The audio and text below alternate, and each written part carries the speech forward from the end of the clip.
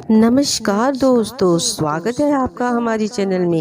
आज आपके समक्ष त्रिवेणी एकादशी आपके समक्ष प्रस्तुत कर रही हूँ।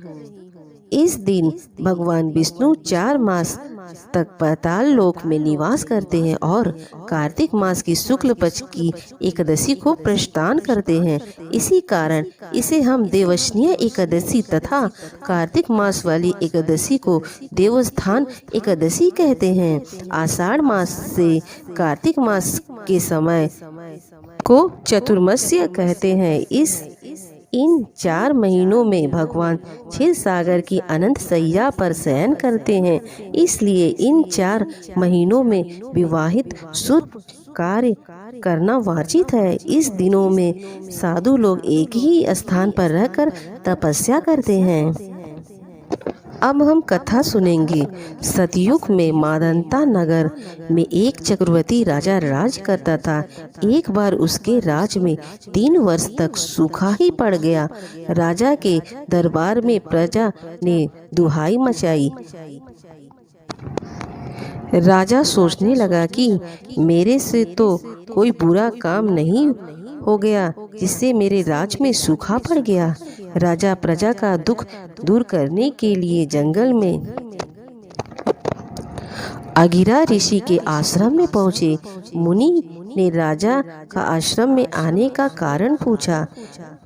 राजा ने करबद्ध होकर प्रार्थना की, भगवान, मैंने सब प्रकार से धर्म का पालन किया, फिर भी मेरे राज्य में सूखा पड़ा गया है तथा ऋषि ने आषाढ़ मास की शुक्ल पक्ष की एकादशी व्रत करने को कहा।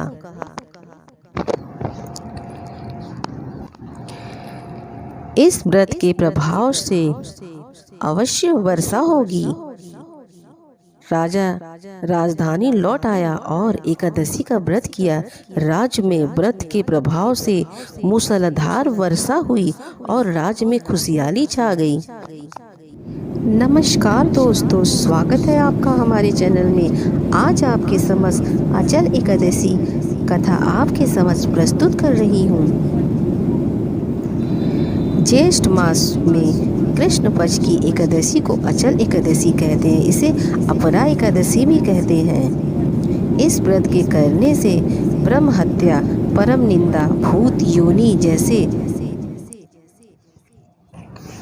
निकृष्ट कर्मों से छुटकारा मिल जाता है तथा कीर्ति, पुष्प एवं धन धनय से अभिवृद्धि होती है। अब हम कथा सुनेंगे। प्राचीन काल में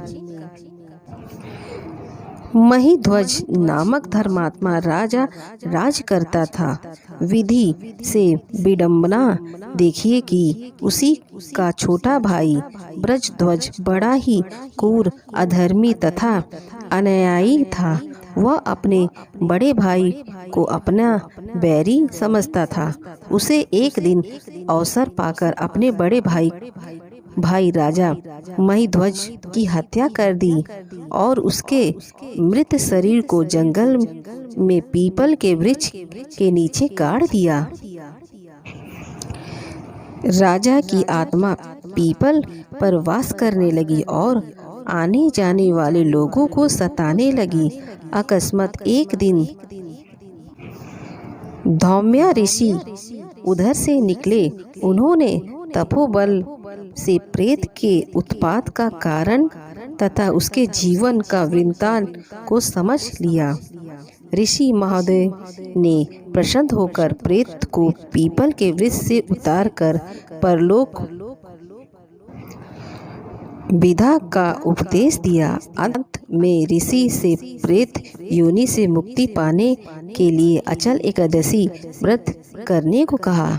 अचल एकादशी व्रत करने से राजा दिव्य शरीर धारण कर स्वर्ग लोक को चला गया।